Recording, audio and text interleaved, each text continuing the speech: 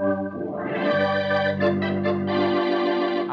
the Comic Weekly Man, the jolly Comic Weekly Man, and I'm here to read the funnies to you happy boys and honey's. Yes, boys and girls, it's Comic Weekly time, and here I come right into your house to bring a little fun and happiness. Right out of the pages of Puck the Comic Weekly, straight into your living room, your friend, the Comic Weekly Man, the jolly Comic Weekly Man. Hello. Little Miss Honey, how are you today? I'm fine. That's fine. I'm fine, too. That's fine. Sounds like this is going to be a fine time. It will be if you have a fine joke. In the comics, we should find one. Goody. Please read me the funny. Puck the Comic Weekly, Yes. I will in just a moment. But before I do, let's listen to this nice man.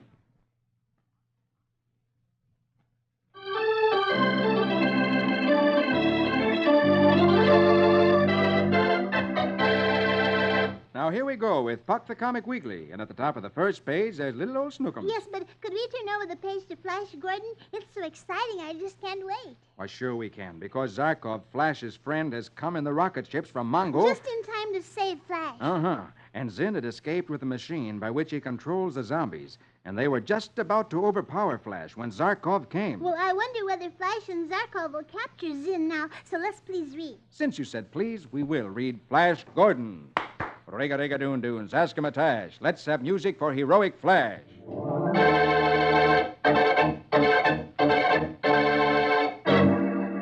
Zarkov has seen Flash on the ground below and has landed his rocket ship to pick him up. Safe behind a ring of flame, Flash helps the rebellious Rubia into the rocket ship. Flash laughs. Zarkov, old man, you landed just in time. Zinn's zombies nearly got us. Quickly, they take off.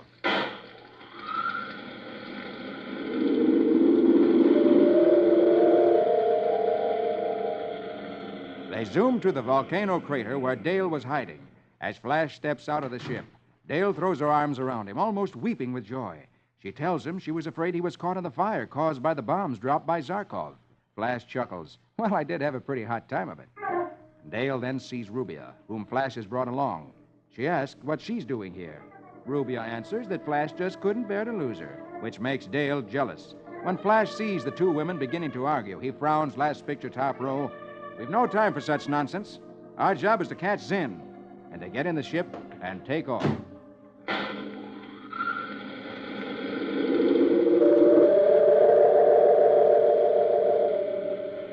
But the crafty Zinn, first picture, bottom row, is too deeply hidden inside the moon to be found. He controls his slave army through the autobrain, thinking for them, even seeing through their eyes when he chooses. He sneers to himself.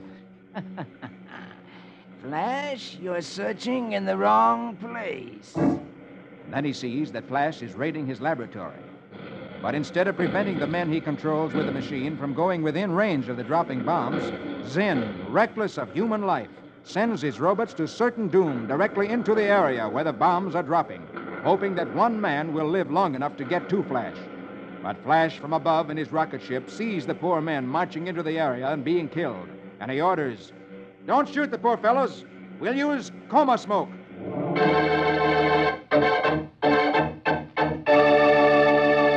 Does that mean that he's not going to drop any more bombs? That's right. Instead, he's going to use coma smoke, which the robots will inhale, and it'll put them into a sleep, which is a coma. Oh, that's very nice of Flash. Yes, that's what I thought, too. Well, I wish he could find where Zinn is hiding and get him so no more of those men will be killed. Well, let's hope they find him next week.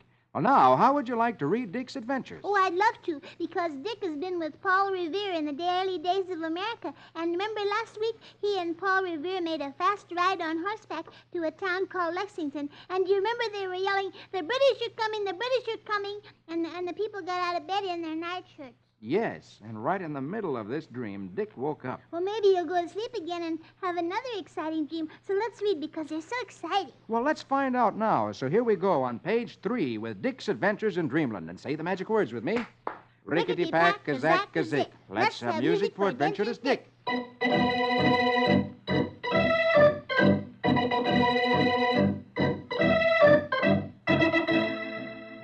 It's nighttime, and Dick is falling asleep.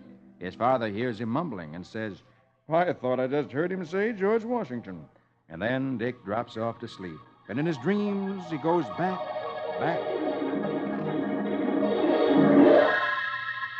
And he finds himself knocking on a door. The servant opens it. And in answer to Dick's question, the servant says, "Oh, yes, sir, young gentleman.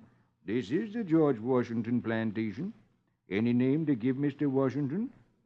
"Well, tell him, please, I was just sent down to Virginia from Massachusetts with some very important news." Dick is led into the house and meets the great man himself. And last picture, top row, is telling George Washington, "Sir, the British regulars and the American Minutemen have fought their first battle. It started in Lexington on the 19th of April. And as Dick tells the story, George Washington sees it in his own mind, just as we see it in the pictures in the second row. The Redcoats marched up from Boston to arrest John Hancock and Sam Adams in Concord and to seize powder and bullets. But Paul Revere rode ahead and warned everyone. And the Minutemen were waiting in Lexington, and they were shot down. And at Concord Bridge, there was another battle. But the British were too late to catch Hancock or Adams, and most of the powder and bullets were used on them. And then they started back for Boston." And he goes on, first picture, bottom row. And the news spread like wildfire. Bells were ringing everywhere. Farmers left their fields and workmen left their benches, and they came with their guns and blasted the Redcoats from behind every tree and stone wall. And they cut them to pieces.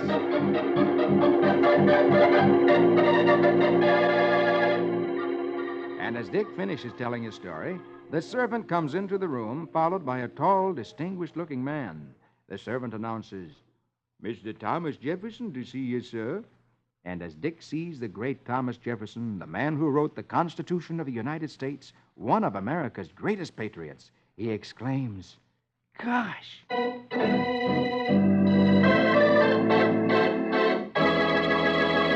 Oh, wasn't that exciting?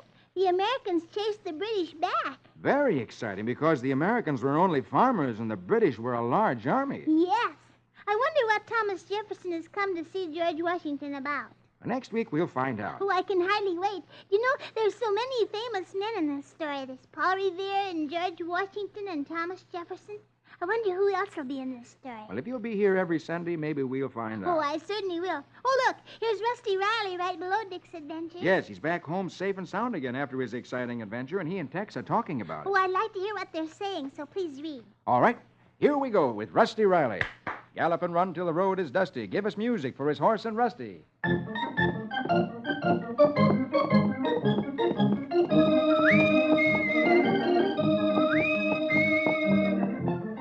Tex and Rusty are sitting out in the barn in the tack room, which is where they keep the saddles and things. And Rusty is saying, "Golly, Tex, it's sure good to be back here after that awful night in the quarry. Well, I thought Hillbilly and I were done for." Yeah, that sure was a rugged experience, Rusty. But it was right smart of you to notice them low-flying planes. You know that's how we located you? Well, by the way, how'd the police happen to arrive just at the right time? Well, that was a surprise to Mr. Miles and me, too, Rusty. They just got curious when they heard where we were heading. Turned out lucky for them as well as for us. That hombre with the mustache is known as Blackie, a man they've wanted for a year. At this moment, Mr. Miles comes into the barn and says, "Oh, Tex, I'm glad I caught you in. And you too, Rusty. I have some business to attend to up in New England, so I'm going to open the old house on the coast. You and I will go there right after the Selby Cup race." "Well, how about Patty and me? Are we going to go too?" Mr. Miles replies, last picture, top row. Yes, Rusty, we'll be there quite a while. So I've wired to have a tutor for you two youngsters. Right, boss. So we better send Jimmy up to get the stable ready.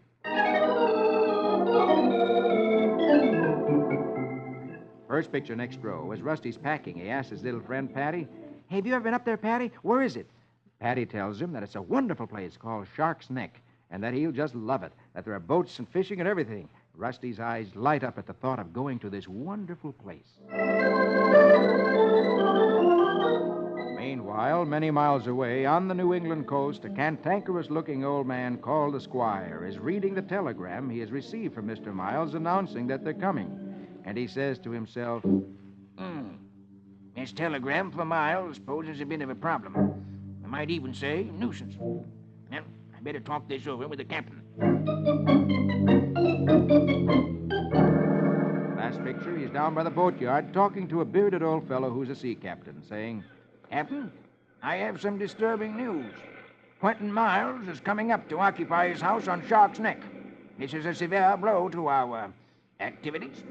The captain thinks for a second, then replies, Well, Squire, it's true it has the only safe beach on the neck, but with a little care, we ought to be able to keep on without too much danger.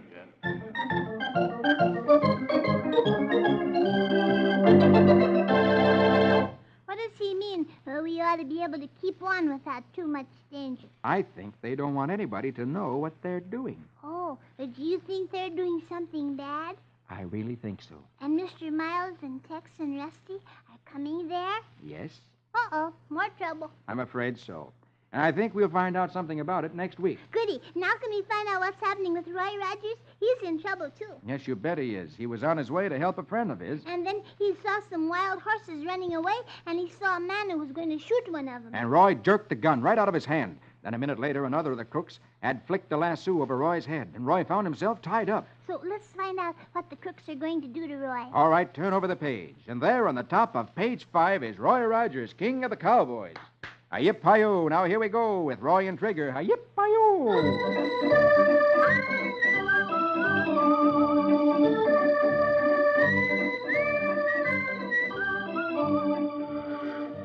His hands bound behind him, Roy watches as Beaker, one of the crooks, lassoes one of the wild horses, snags the rope around a tree, and holds the horse steady while he says, All right, splice the lariats together, Shorty.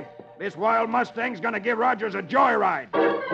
Shorty, Beaker's Mexican helper, ties Roy's feet to the end of the rope around the wild horse's neck, saying, This'll teach you to mind your own business for good.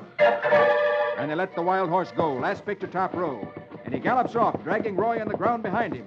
Shorty shouts first picture next row. So long, Rogers. Watch out for the high spots. Ha! As the horse that is dragging Roy goes out of sight down the canyon, Beaker and Shorty mount their horses. Beaker says, third picture, second row, All right, let's get back to trailing that critter. We got to get him before Chubby Walden does. Meanwhile, last picture of the row, Roy shouts to Trigger, who has followed the wild horse dragging him, Stop him, Trigger, quick! Force him into the canyon wall. Trigger gallops up and forces the horse against the canyon wall, stopping the horse. First picture, bottom row, Roy calls, Keep him busy till I get myself loose, Trigger boy. Quickly, Roy unties himself. The wild horse quiets down. And Roy climbs in the saddle and continues on his way, last picture, saying, I aim to get even with those two polecats, Trigger. But first we got to find Chubby Walden. Suddenly, from some bushes off the road, there's a cry. Help! Roy exclaims, What's that? He reins in Trigger and wonders whether this is a trick or if someone is really in danger.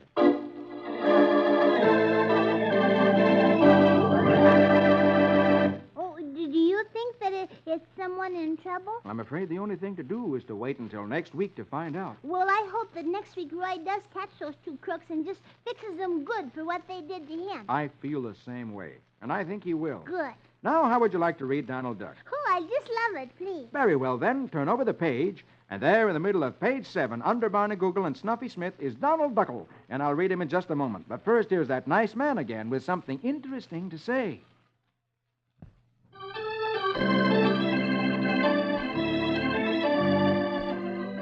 Now, here we go again with Puck the Comic Weekly. And in the middle of page 7 of the first section is Donald Duckle. Good for a chuckle. Say the magic words for the music with me.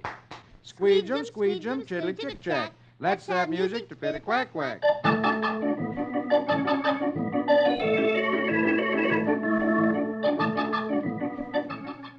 Donald turns on the radio, and a voice comes out. And now, Aunt Fanny's Personal Problems Hour. Donald smiles and settles himself down to enjoy Aunt Fanny's personal problems. Well, good afternoon, folks. This is Aunt Fanny, all ready to solve your problems. And the first letter is from a young lady. Donald smiles and says, Ah, a young lady. and listens as Aunt Fanny reads the young lady's letter. Dear Aunt Fanny, my boyfriend is so stingy, he only takes me to the cheapest places. I'm desperate, Aunt Fanny. What shall I do? Signed, Daisy. Last picture, top row, Donald exclaims. The rotter. Then first picture, bottom row, his eyes pop together, and he exclaims, Daisy! Daisy! and he realizes that the letter is from his girlfriend, Daisy, that she's complained about him to Aunt Fanny. And he listens as Aunt Fanny answers Daisy's letter. Dear Daisy, on your next date, wear your oldest, most ragged clothes, and he'll get the idea. Donald smiles to himself. So, a trick, huh? A female conspiracy, huh? Well, we'll see about that. And in a minute, with a trick of his own in mind, Donald has Daisy on the phone and is asking her. Like to step out for chow tonight with me tonight, Daisy? Daisy replies, Oh, I'd love to.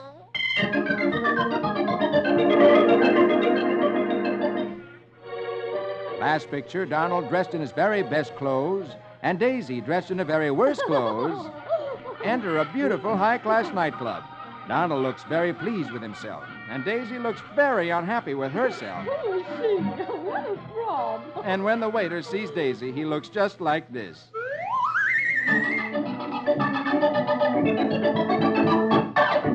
Oh, that was mean of Donald to take her into a nice place when she was dressed in old clothes. Well, I think it was mean of Daisy to wear old clothes when she was going out with Donald. Yes, but Donald had always taken her to cheap places, and when a man... Should we read... Well, when a man takes the girl... Should we read Blondie? Well, when a man takes the girl to a cheap place... Very well, then we won't read Blondie. Oh, I'd love to have you read Blondie. Oh, you changed your mind, huh? No, I always love to have you read Dagwood and Blondie, and I know where to find them. Just pick up the first page of the second section of Puck the Comic Weekly. Well, since you have it all spread out, I shall read Dagwood and Blondie. Ramafoo, Ramafum, Zim Zam Zombie. Conjure me music for Dagwood and Blondie.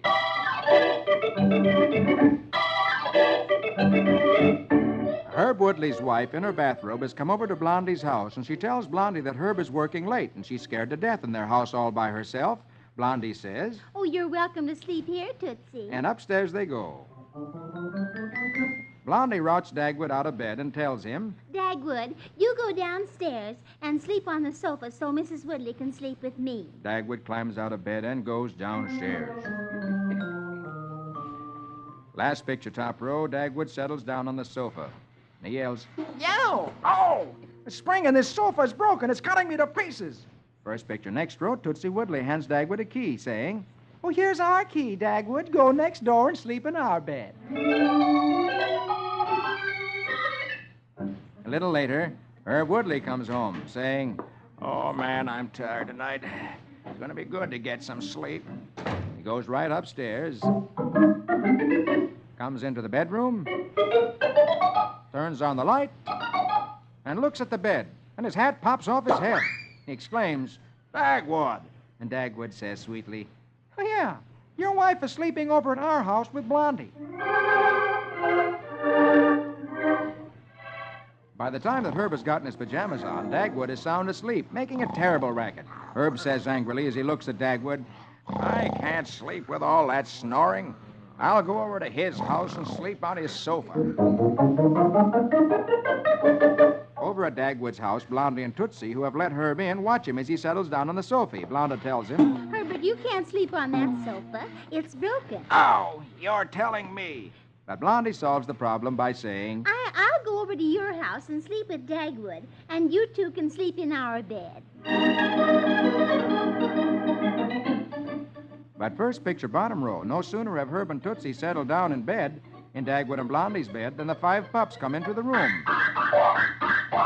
Herb says, Uh-oh, their pups are surprised to see us in Bombstead's bed. Suddenly, the dogs begin to howl.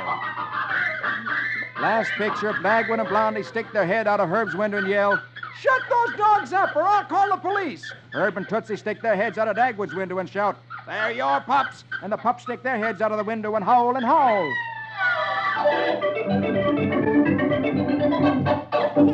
Wasn't that funny?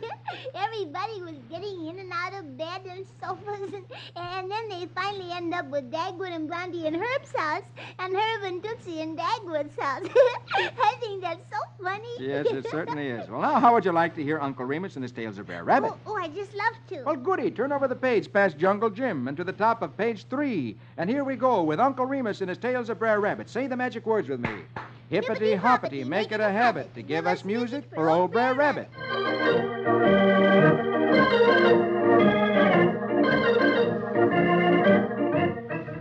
Uncle Remus says, One time, Brer Coon's store was robbed, but the only clue was some great big footprints.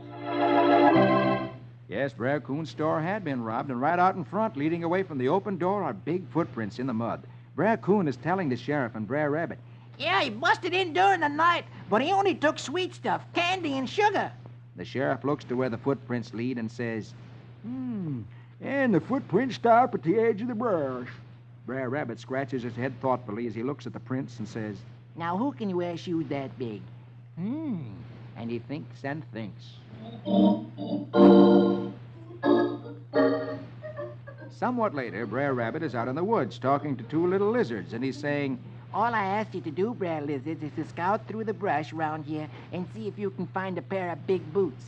and Brer Lizard replies, Well, I think I knows where them boots is. and they point over in the bush. And Brer Rabbit looks in the bush, and sure enough, he sees two big shoes under the bush. And as he takes them out, one lizard says, We see them here this morning. and lizard number 2 says, Yeah, but who do they belong to? and Brer Rabbit replies, I think I know who. and then Brer Rabbit has an idea. And by the time we skip to the next picture, Brer Rabbit has given the two little lizards some instructions. And he's putting one shoe on one lizard's back and the other shoe on the other lizard's back. And Brer Rabbit says, Now, you two boys do just like I told you. No matter where he goes, you just keep following him. and lizard number 1 says, You just sit back and do the looking.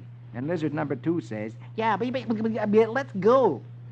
and down the road the two lizards go, carrying the shoes on their backs. Of course, the shoes are so big you can't see the lizards under them, so it looks like the shoes are traveling along all by themselves, which, of course, is a very strange sight to see. First picture, bottom row, the two shoes come traveling down the road toward Brer Bear, who is sitting on a log surrounded by cans of sugar and honey and candy, which he's stolen from the store. All of a sudden, Brer Bear sees the boots coming toward him. He exclaims, Duh, boots.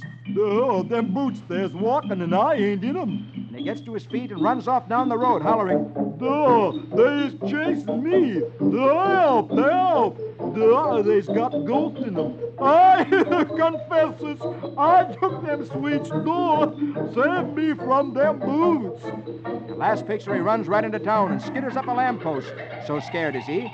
Brer Rabbit lifts the two shoes off the two lizards and says to Brer Bear, Brer Bear, you tripped up on your own boots. and Brer Bear replies, Duh, I has been tricked. and Uncle Remus says, Guilty conscience runs for confession.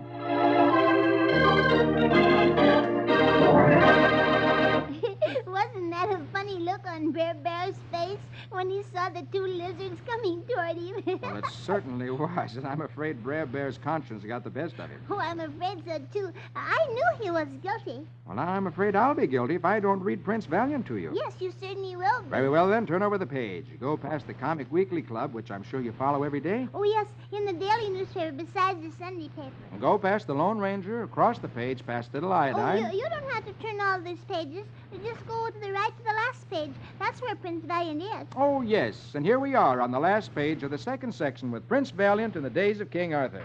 Hackett, Breckett, Gray Malkin, and Quince. Music romantic for a fair, fair prince.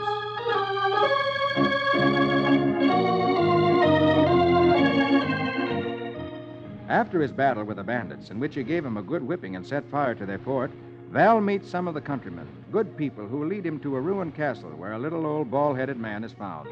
His name is Sieur de Luc, who says, Pardon the slight untidiness of my house, good sirs. I am seeking control of a monster who is boisterous at times. Val looks at his small, hairless host. So this is the man those stalwart yeomen love and hold in such great respect. Sieur de Luc invites Val and his men to dinner. And last picture, top row, they dine in an unruined corner of the castle. Sieur de Luc tells them, I am preoccupied with science, so I divided my land among my men and let them govern it in council. They do it better than I can. We all have greater freedom for our work. and he goes on, first picture, second row. I have a formula for arousing the energies of a genie. But so far, I have found no means of controlling him. Come, I will show you. So they rise from the table and go to the center of the room, where there's a hole in the floor. The Sieur de Luc tells them, Into this hole, I place the blood of a black rooster, so. A toad, so. And a broken wine jar, so. Now, on top of this, a bag of my secret powder. And then, chanting the magic words, ooh, botheration. I roll in a red-hot stone. They all look at the hole in the ground, wondering what the magic genie within will do. Suddenly, last picture of the row, the genie gives forth an ear-shattering roar, and an arm of flame hurls the stone skyward. There's an explosion as the stone shoots up. Everyone runs to hide, and a second later, the stone drops again on a table.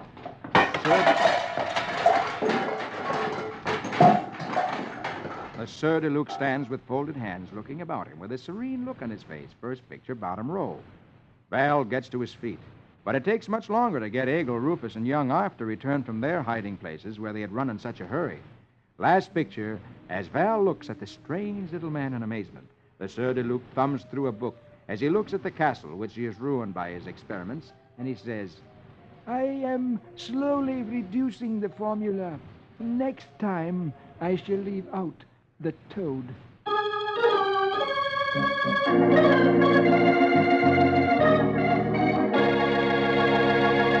Well, what do you think of that? What do I think? I think he must be crazy. Look at that place. It's a mess.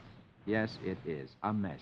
Do you think it will help any to leave out the toad? No, the toad won't do any good at all because the toad isn't causing any of that trouble. Well, then, why does he use it? Well, in the old days, people used to believe superstitious things, that by mixing up such things as toads and the blood of roosters and mumbling strange words that they could perform magic, but it never happened. No? Then what caused the explosion? Well, if you come next week, you'll find out. Oh, I'll be here. Fine. Now, that's all the time I have, but before I go, here's that nice fellow with some more interesting information.